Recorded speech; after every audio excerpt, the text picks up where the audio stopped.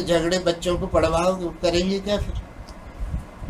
और फिर तुम ही रोगे यार झगड़े बहुत होते। तुम्हारी तो हालत मजेदार है, पहले समस्या पैदा कर देते और फिर रोने लगते। वही लोग पैदा करते समस्या, वही फिर उस पर चर्चा करते, वही रोया राई करते, और वही चेक और ड्राफ्ट ले जाते हैं डिबेट करने। अब पता नहीं भगवान वो है कि तुम हो। मुझे तो कई बार लगता है भगवान तुम ही हो, सब कुछ तो तुम ही कर रहे हो। समस्या भी पैदा कर दी, झगड़ा भी पैदा कर दिया, कई दिन बहस चला ली, तुम्हारा नाम आ गया अखबार में, भगवान का तो नाम भी आया नहीं। नाम तुम्हारे की बहस में इन्होंने हिस्सा लिया, फलाने ढिकाने धमकाने चमकाने, इन्होंने बहस में हिस्सा लिया, नाम तुम्हारा हो रहा है, ड्राफ्ट चेक तुम्हें मिलेंगे। तो लगता है ये सब कुछ तुम ही कर रहे हो। भगवान तो न सेमिनार में किसी में देखा और न सत्संग में देखा, वहाँ लोग कोई और ही बैठे रहते। सेमिनार में आधुनिक बाबा बैठे और सत्संग में थोड़े पारंपरिक बाबा बैठे, बाकी काम वही चल रहा। आप चाहे 2 घंटे सेमिनार में बैठ के आओ, चाहे 2 घंटे सत्संग में बैठ के आओ, लेकिन रहते वैसे के वैसे जैसे पहले थे। अब सत्संग से पहले जैसे गए थे, 2 घंटे वहाँ बैठ के आए तो कर रहे वही सब जो जाने से पहले कर रहे थे। और सेमिनार में 3 घंटे, सेमिनार तो मैं देखता हूँ वो स्कूल कॉलेज में होते, वहाँ बेचारे बच्चे वो कह रहे, वो समझ रहे छुट्टी हो गई थी, लेकिन उनको पकड़ लिया, कह रहे अभी आज तुम्हें और बैठना, क्योंकि सेमिनार भी होगा। और वो उसको सुनेगा कौन? उसको कुर्सियाँ सुनेंगी कि बेंच सुनेगी? क्योंकि सेमिनार में एक बार बचपन में गया था सेमिनार में, छोटा ही था, लेकिन मुझे फिर भी काफ़ी समझ में आ गया और मैं दोबारा आज तक गया नहीं। एक ही सेमिनार मेरी ज़िंदगी में लाइफ टाइम सेमिनार हो गया, वो लाइफ टाइम हो गया। अब मुझे रिचार्ज भी कराने की ज़रूरत नहीं, वही चल रहा है अभी, तो वही नहीं ख़त्म हो रहा। एक सेमिनार में चला गया, वो भी पता नहीं कौन ले गया, उसका भला, क्योंकि उसने फिर मेरा टाइम बचा दिया काफ़ी, वरना मैं आजकल जा रहा हूँ। काफ़ी छोटी उम्र में उसने मेरा काफ़ी भला कर दिया। अब मुझे नाम नहीं याद, मुझे उसका याद होता, मैं उसको ढूंढ के धन्यवाद देता। मैं कहता यार कोई आदमी तो निकला, थोड़ा सच तो उसने दिखाया, वरना यहाँ तो कई साल हो गए कोई मिलते ही नहीं। जो मिलते, अब मैं बात कर रहा हूँ, तुमसे बात कर रहा हूँ, और बात आगे जिससे करनी है वो भगवान।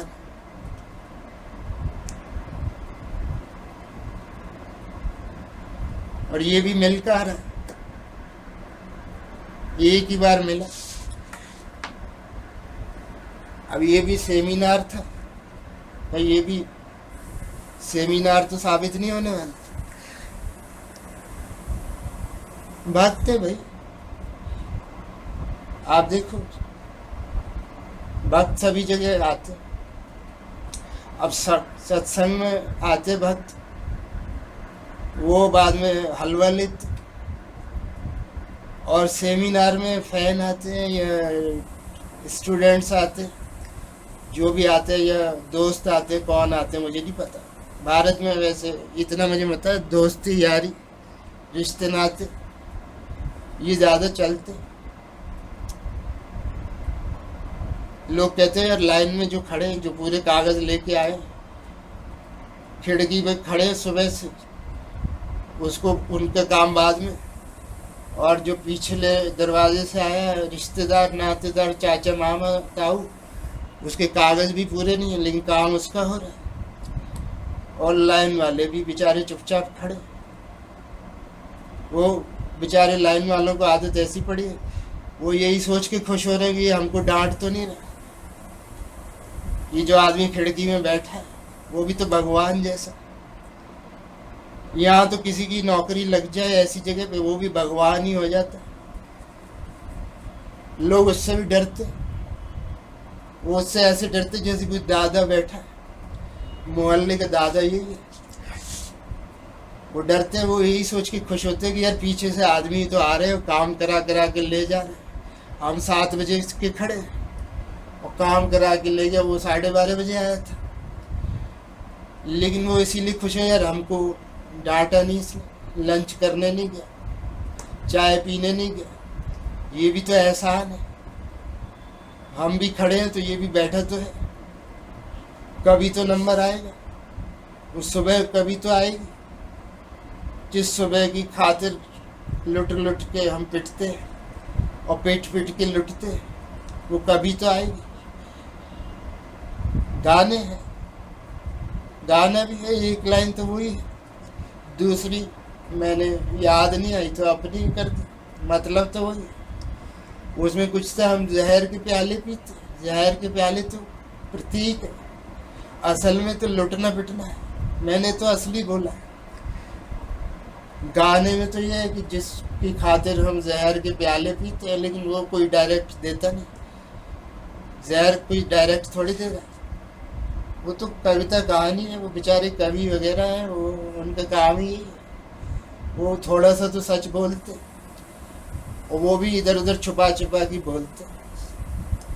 कोई कह रहे जहर के प्याले पीते, तो पूछो किसी कवि से पूछो, जहर का प्याला डायरेक्ट किसने पिया, तुमने देखा कभी? अरे असली बात है कि लोग चक्कर लगवाते हैं, थप्पड़ पड़वा देते, तुम्हारे घर में कूड़ा फेंक देंगे या फेंकवा देंगे, तुम्हारी छत कोई खुली सामान रखा तोड़ जाएंगे। यही है जहर के प्याले।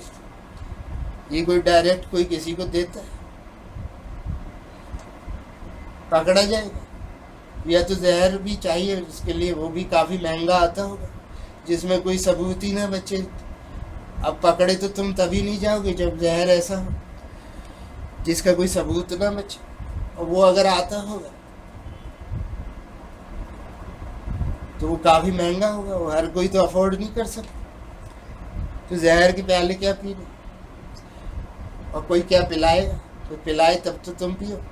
लोग पिलाते ही, वो तो कुछ और ही करते, कहते यार इसका ये भी काम रुकवा दो, वो भी रुकवा दो, ये समझ जाएगा कि जहर का प्याला असल में कहाँ से आ रहा है।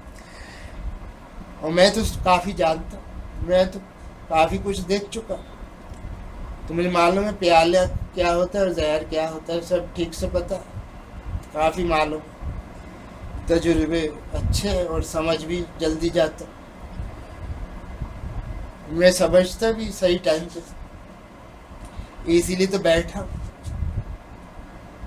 और तुमसे बात कर रहा हूँ, वरना मैं भी भगवान की तरह गायब हो गया होता, निराकार। मैं भी निराकार हो चुका होता। अब भगवान कैसे निराकार हुआ वो उसको मालूम होगा, मगर ये भी तो निराकार होना है।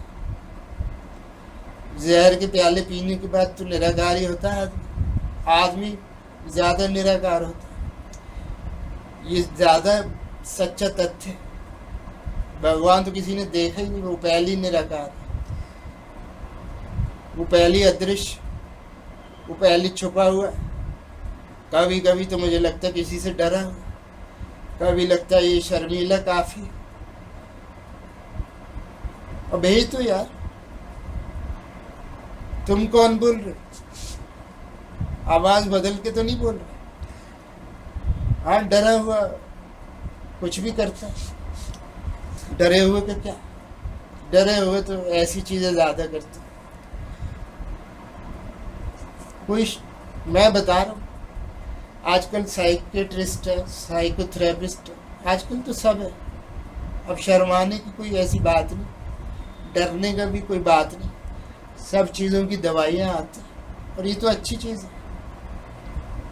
डर दूर हो जाए किसी का, शर्मीलापन निकल जाए।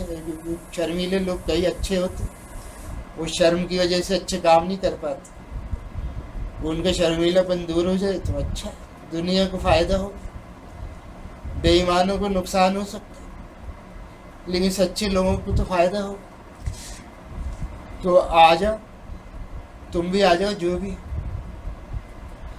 साथ ही आ जाओ दोनों, थोड़ा डर भी कम लगता है कोई साथ हो तो। हाँ, और मैं तो यही देखता हूँ यार, सभी डरे हुए। जिसका हाथ है वो भी डरा हुआ, और जिस पे हाथ है वो भी डरा हुआ। तो तुम्हें मिल क्या रहा, मेरे पास ही आ जाओ, शायद कुछ मिल जाए। और 500 रुपये भी दिए, और अब कुछ अच्छी बात भी शायद बता दो, कुछ फायदा हो जाए, वरना भटकते रहोगे। और ये निराकार होने में कुछ रखा नहीं, इससे दूसरे गलत लोग फायदा उठाते हैं, मैं देखता। हाँ, कई लोग गायब हो जाते, मिलते नहीं दोबारा, हाजिर नहीं होते। पहली बार तो पूरे ढंग से हाजिर हो गए, और फिर गायब ऐसे हो गए कि अब लग रहा है कहीं हाजिर ही नहीं होगी दोबारा। अरे हाजिरी लगा लो, हाजिरी कोई बुरी चीज है। हम तो जाते थे, गुरु लोग, टीचर लोग, गुरु जिनको तुम बड़ी श्रद्धा से गुरु कहते, वो सब जिसकी हाजिरी अच्छी हो कहते थे यार ये लड़का अच्छा, हाजिर होने में क्या बुराई, निराकार होने में क्या अच्छाई। निराकार होने से किसका क्या फायदा होता है मुझे तो पता नहीं, फिल्मों में तो होता है। मिस्टर इंडिया, वो शेखर कपूर अच्छा है, अच्छी फिल्में बनाई है शेखर कपूर, मैं पसंद करता हूँ। बैंडिट क्वीन मुझे काफ़ी पसंद आई, काफ़ी उसने, अगले आदमी ने हिम्मत की, काफ़ी सच्चाइयाँ दिखाई, इससे पहले ऐसे नहीं दिखाते थे। लेकिन मिस्टर इंडिया भी शेखर कपूर, ये भी उन्होंने बनाई। वो मनोरंजन के लिए तो ठीक थी, अच्छी थी, हंसी भी काफ़ी आई, लेकिन उसको कोई अगर सच समझ ले तो फिर वो भारी पड़ जाए।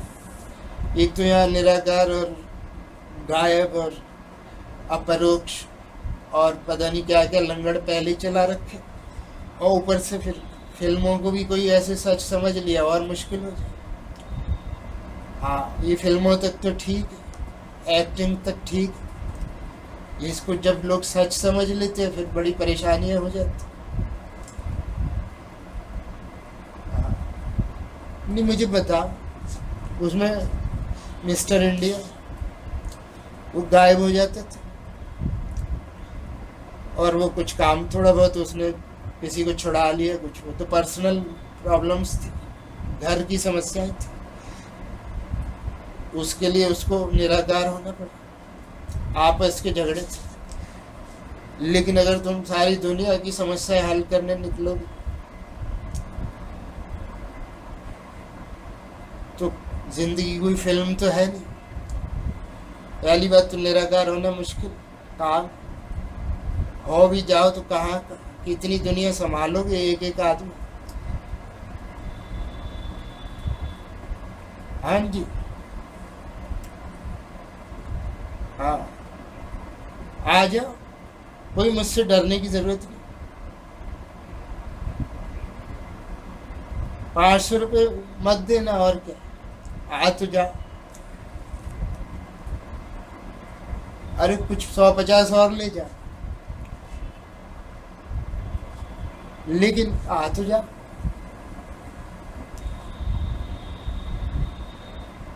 हम, मेरे सारा पैसा सही जगह क्यों लगे? हर आदमी का थोड़ा बहुत पैसा गलत जगह लगता ही है, मेरा भी लगता रहा,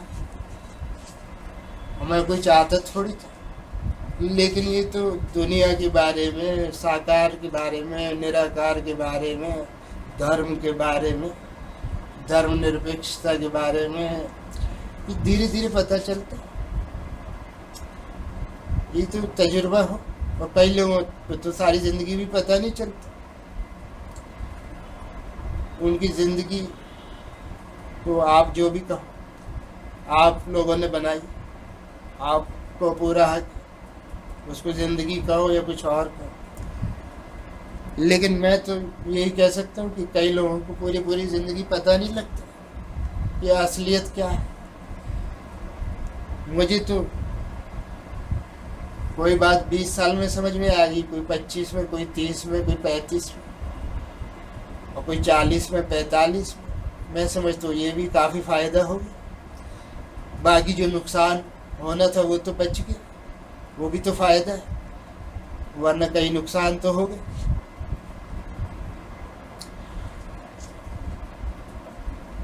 हाँ जी, तो मैंने तो यही समझ नतीजा नतीजा नतीजा कहो, सबक कहो, ये तो नुक्ता, ये तो भाषा के थोड़े व्याकरण के हिसाब किताब, लेकिन सच तो सच है ना। उसका व्याकरण से बहुत मतलब नहीं होता,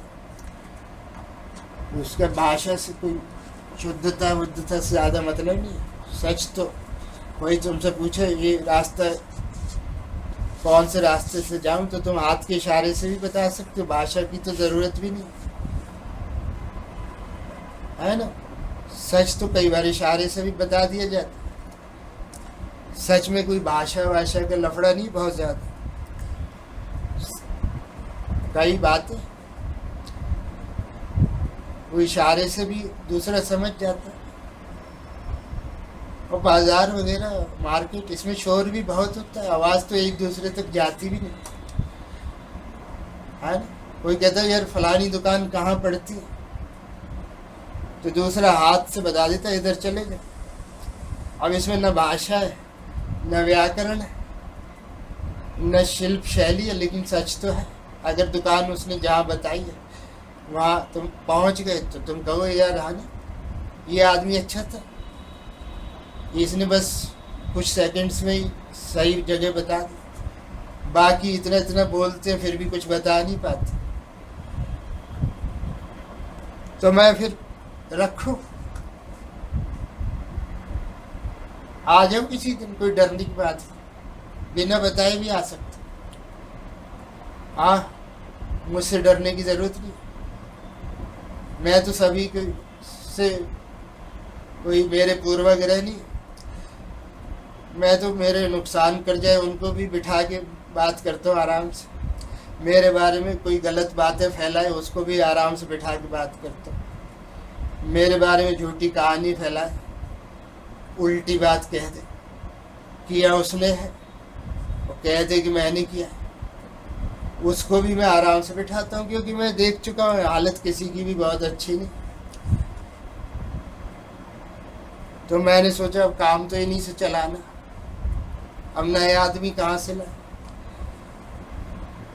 अब मुझे तो कोई बच्चे इसमें भी दिलचस्पी नहीं। तो मैंने कि यार काम तो इन्हीं से चलाना, जिसके भी बच्चे हैं या बाप या चाचा ताऊ हैं, देवर जेठ जेठानी भाभी ननद, काम तो इन्हीं से चलाना। इसलिए मैंने कि यार इनसे गुस्सा होगी क्या करोगे, चारों तरफ तो यही है, इनसे क्या गुस्सा होना है ना।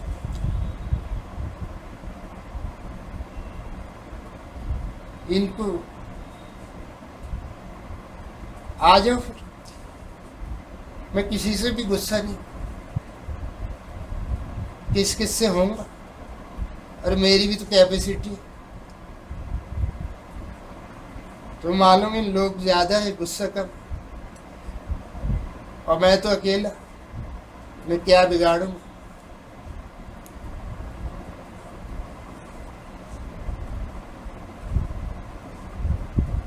आ जाओ, यहीं मिलता हूँ, 24 घंटे यहीं रहता। साल में मैं तो 2-4 बजे कहीं जाता। आ जाओ फिर, मिलेंगे, बैठेंगे, चाय वाय पियेंगे, गप्पे मारेंगे। अरे अपने ही तो भगवान, अपने देश, अपने घर, अपने लोग, अपना सब सामान।